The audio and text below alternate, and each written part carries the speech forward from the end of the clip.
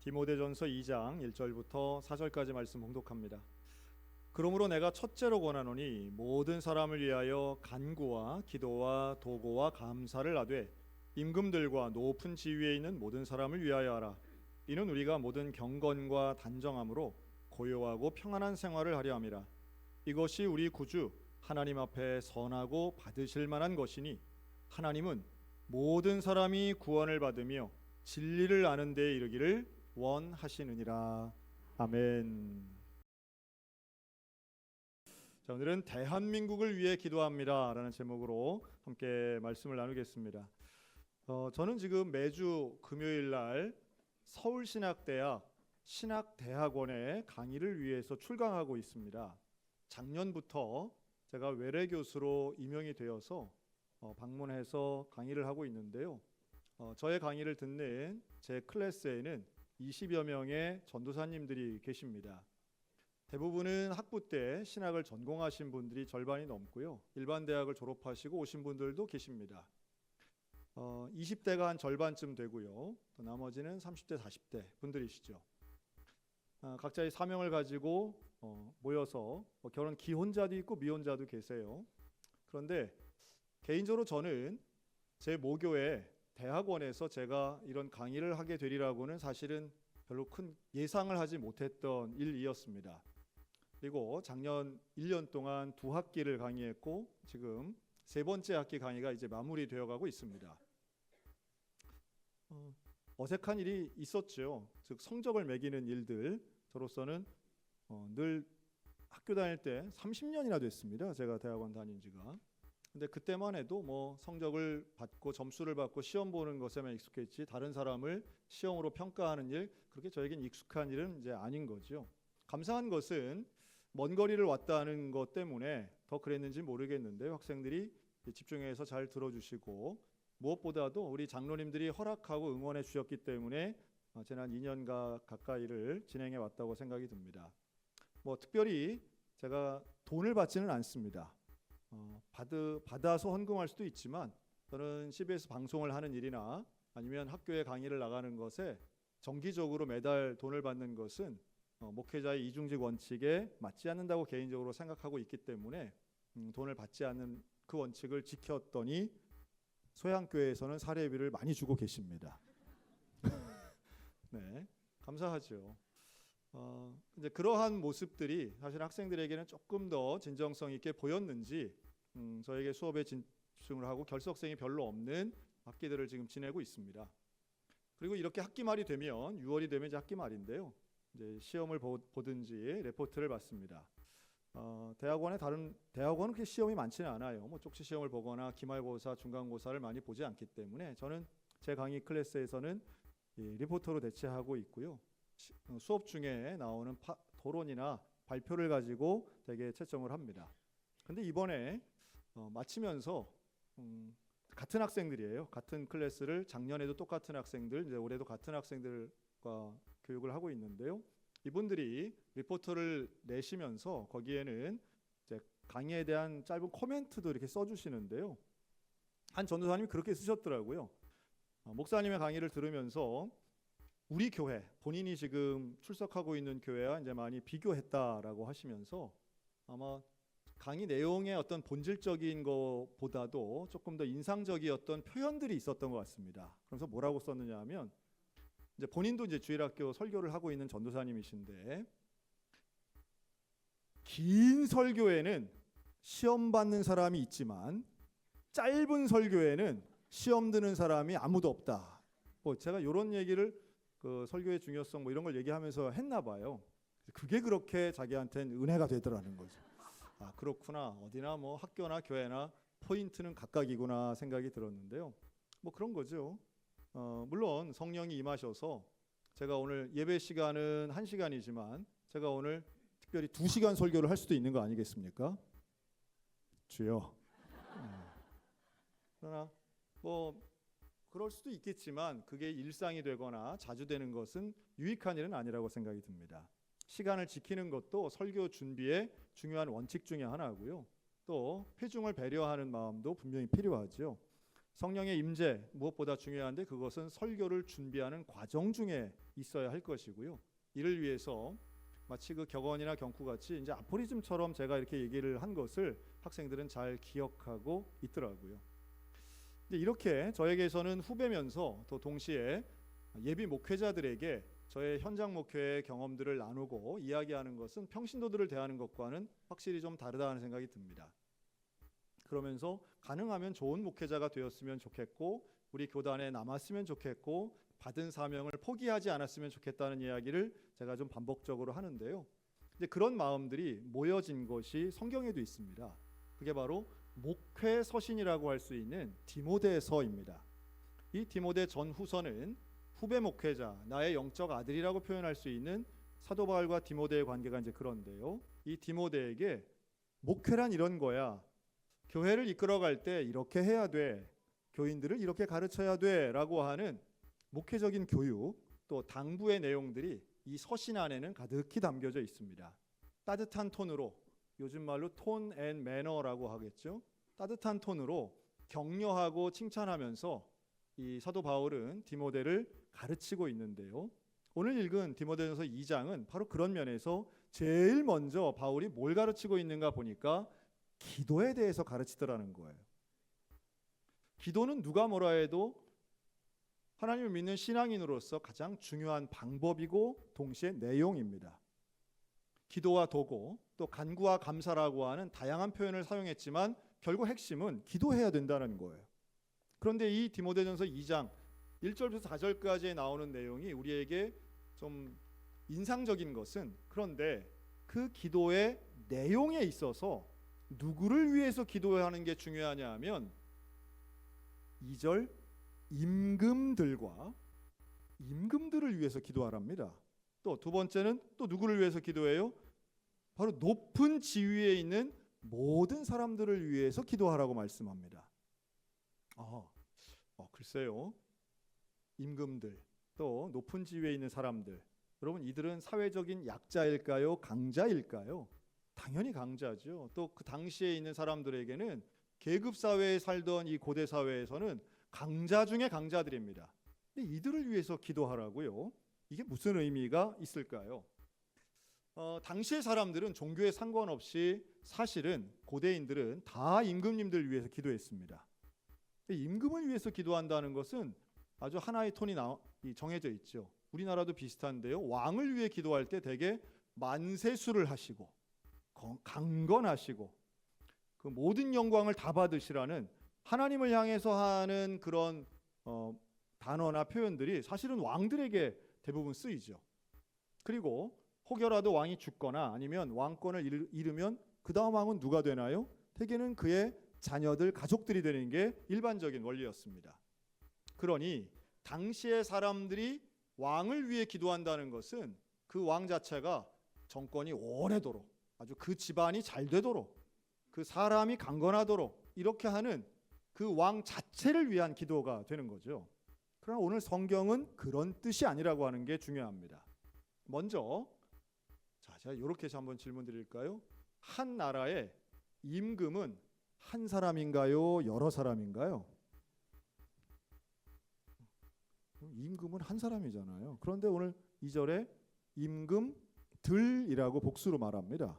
어떻게 임금들이 될 수 있죠?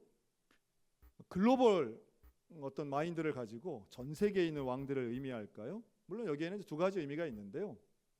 소위 말해 분봉왕이라고 하는 작은 지역을 다스리는 총독 같은 사람도 왕, 또 가장 높은 건 당연히 로마의 황제가 되겠죠. 로마의 황제도 왕. 그래서 모든 임금들이라고 할 때는 이 높은 고위직에 있는 사람들의 총칭이라고도 말할 수 있고요. 그러나 하나님의 뜻으로 비추어 본다면 전 세계에 있는 모든 왕이라고 해도 사실 무리는 없습니다. 그런데 이 개념이 뭘까요? 왜 임금들을 위해서 기도하고 높은 지위에 있는 안 그래도 잘 먹고 잘 사는 사람들을 위해 기도한다는 게 무슨 의미가 있을까요? 바로 이어서 2절에 이렇게 그 이유까지 설명하는데요. 이렇게 기도해야 되는 이유는 우리가 모든 경건과 단정함으로 고요하고 평안한 생활을 하려 합니다.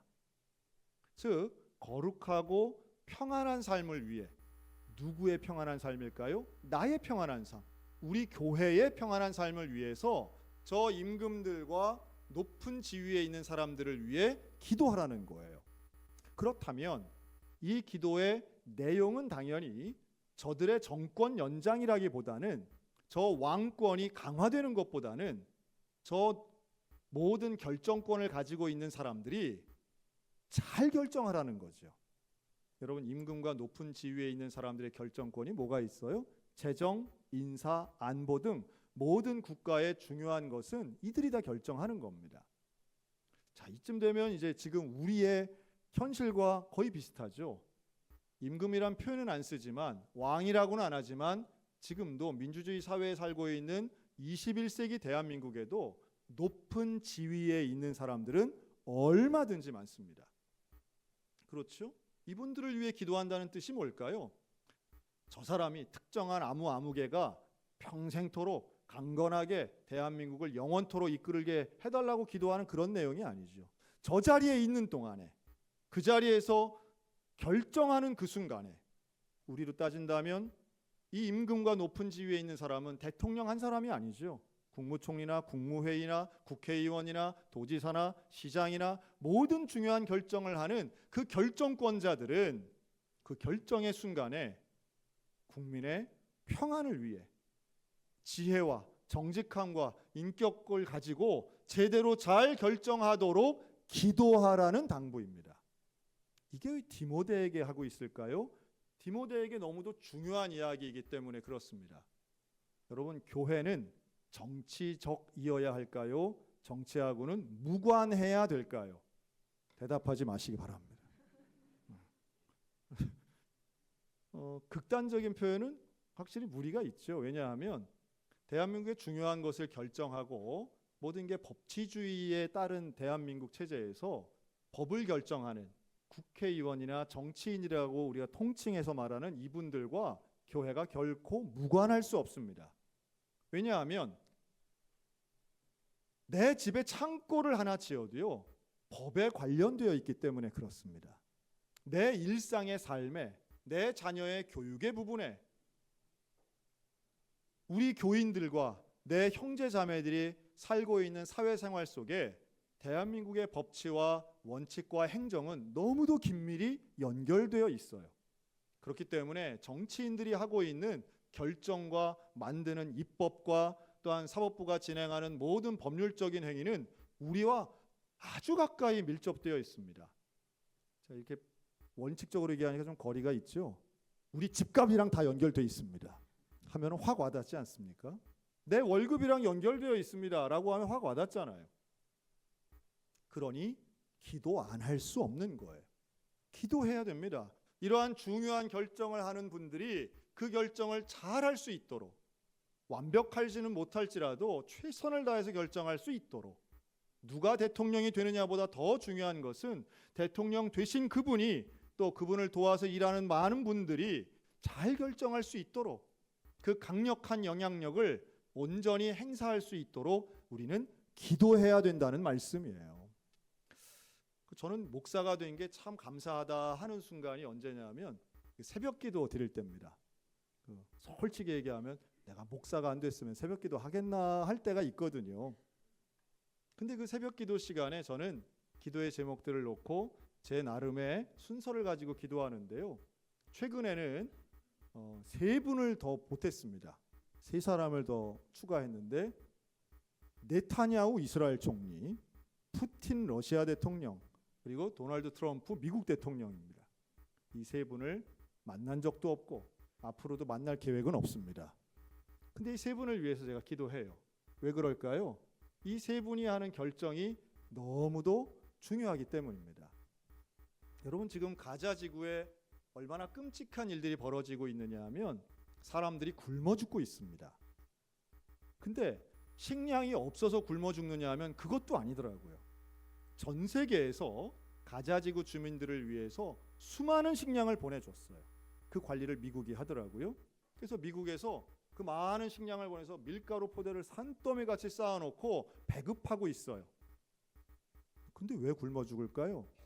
그런데 그 배급소에 밀가루를 타러 가는 그 가자지구 주민들을 향해 미사일을 쏘고 있는 거예요. 사람들이 왕 모이니까 포탄이 떨어져요. 학살이 일어나고 있는 겁니다. 그러니 굶어 죽느냐 아니면 포탄 맞아 죽느냐의 갈림길에 그분들이 계시는 거죠. 참 안타깝더라고요. 전쟁을 일으키는 결정도 국가 지도자가 하고요. 전쟁을 멈추는 휴전의 결정도 결국은 국가 지도자가 하는 겁니다. 누구 때문이라고 말씀드리는 게 아니에요. 그 결정할 수 있는 권한을 정말 평화를 위해서 잘 사용해달라고 하는 기도를 저는 하고 있습니다. 푸틴 대통령, 러시아 대통령 우리가 그렇게 좋아하지 않아요. 그건 호불호의 문제가 아니라고 생각합니다. 뭐 여당 야당도 전 비슷하다고 보는데요. 진보냐 보수냐의 문제 아닙니다. 내가 더 좋아하는 정치인이 있을 수 있겠지요. 내가 더 선호하는 정당도 있을 수 있을 겁니다. 그래서 아마도 6월 3일이 지나면 내가 원하던 후보가 당선됐다 하면 기분이 좋을 수 있고 낙선했다 하면 기분이 나쁠 수 있겠죠. 그러나 그 기분, 그 감정을 가지고 우리가 모든 것을 매몰시켜서는 안 됩니다. 그 이유가 더 중요하죠. 누가 되든 그 자리에 있는 사람, 그 결정권이 있는 사람을 위해 기도하는 것은 오늘 디모데에게 주는 바울의 가르침이고 하나님이 오늘 우리에게 주시는 사명의 가르침이라고 저는 믿습니다. 그래서 저는 트럼프 대통령 위해서도 기도합니다. 저는 뭐 하버드 재학생까지는 저는 걱정하지는 않습니다. 하버드 대학을 재학 중이라면 그분들은 뭐 다 똑똑하고 유능하시니까 뭐 어려움이 있어도 또 해결해 나가시겠죠. 그분들까지는 제 기도의 바운다리가 아니지만 그러나 최소한 우리 대한민국을 위해서는 기도하고 있어요. 우리 대한민국이 처해 있는 어려움의 문제들. 물론 지금 우리를 그냥 절대 비교를 한다면 가자지구 주민이나 우크라이나 전쟁터에 있는 그분들하고 비교해서는 우리의 문제가 사실은 좀 민망한 수준입니다. 그렇지만 타인의 큰 어려움보다 지금 내게 있는 발등에 떨어진 작은 불꽃도 심각한 문제임은 분명하죠. 이걸 위해서 기도하라고 오늘 성경은 말씀하는 거예요. 그리고 이 기도에 대해서 우리가 기도의 대상이 명확하게 저는 우리 크리스찬들에게는 두 나라가 있다고 믿습니다. 두 나라. 하나는 땅의 나라, 대한민국입니다. 또 하나는 하늘의 나라, 천국입니다. 한국과 천국. 여러분 이거 하나님이 우리에게 주신 사명인 줄로 믿습니다. 대한민국 위해서 기도해야 됩니다. 내 조국을 위해 기도해야 됩니다. 이 기도는 평화를 위해서 기도하는 것이고 하나님 나라가 되기를 위해서 기도하는 거예요. 4절에 보면 하나님의 뜻이 너무도 명확합니다. 하나님은 모든 사람이 구원을 받기를 원하십니다. 모든 사람이 구원받기를 원하세요. 모두가 하나님의 백성이 되는 것, 이게 하나님의 뜻입니다. 그런데 우리에게는 이게 천국 백성의 사명이라면 우리는 대한민국의 백성으로서의 사명도 주셨습니다. 다른 나라를 미워하라는 게 아니라 우리 대한민국을 더 사랑하는 나의 일종의 영역으로 허락하셨다고 저는 믿습니다. 여러분이 대한민국을 위해서 기도하실 때에 대한민국의 모든 백성들이 하나님을 믿는 거룩한 백성이 되고 하나님의 뜻을 인정하는 지혜로운 백성들 될 수 있도록 기도하시기를 주의 이름으로 권면합니다. 혹자는 그렇게 말할 수 있어요. 기도만 한다고 다 됩니까?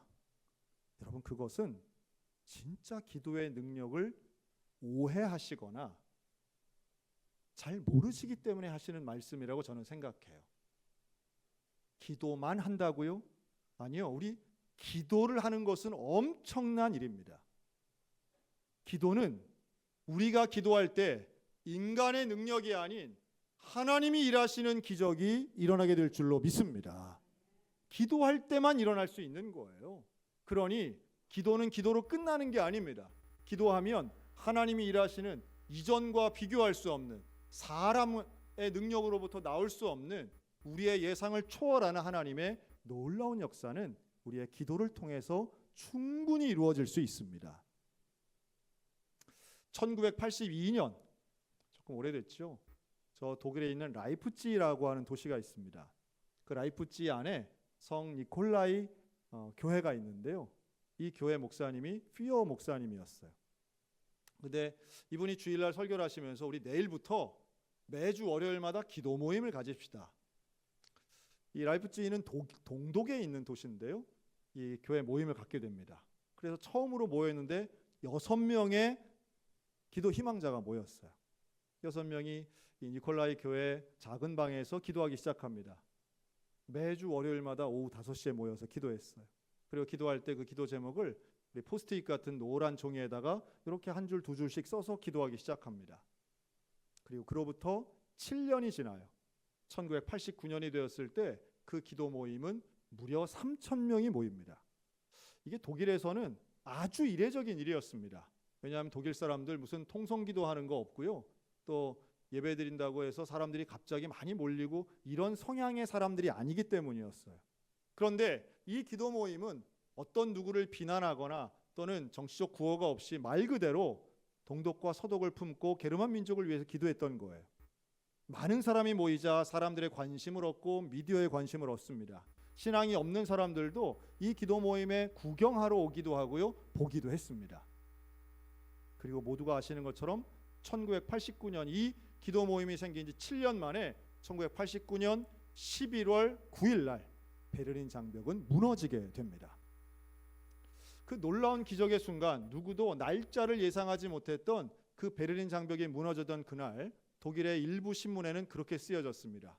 기도가 기적을 만들어내었다. 기도가 기적을 만들어내었다.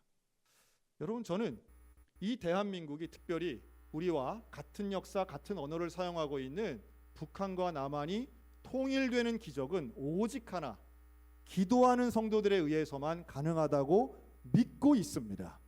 여러분, 우리가 기도하면 언제가 될지는 모르지만 남북한이 통일될 수 있는 줄로 믿습니다. 통일되는 것이 왜 필요한가? 우리에겐 평화가 필요하기 때문입니다. 또 우리에겐 하나님의 백성으로 만들 우리의 한민족 대한민국을 향한 하나님이 우리에게 주신 사명이 있기 때문이에요. 그 사명을 감당하기 위해 우리는 기도해야 됩니다. 나라를 위해 기도하고 조국을 위해 기도합니다.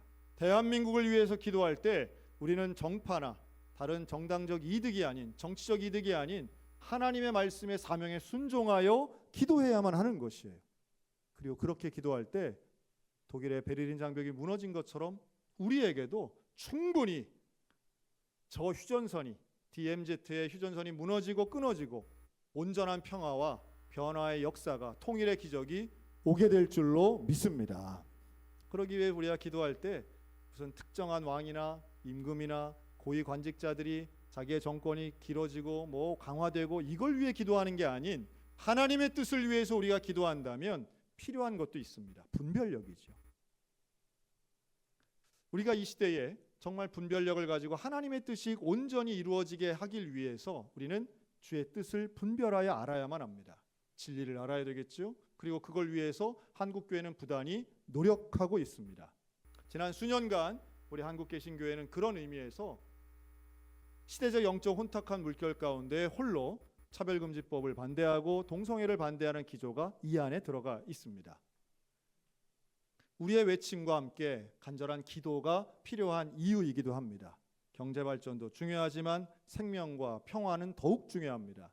또 민족의 복음화는 결국 통일이라고 하는 극적인 장면을 통해서 우리에게 사명 완수가 진행될 것이라고 믿습니다. 앞으로도 하나님이 우리에게 주신 이 귀한 한국과 천국의 사명 잊지 않고 기도의 끈을 놓지 않으며 하나님이 우리에게 주신 이 귀한 민족 복음화를 이루어 나가는 저와 여러분들 우리 소양성결교회 되시기를 주님의 이름으로 축원합니다. 아멘. 기도하겠습니다.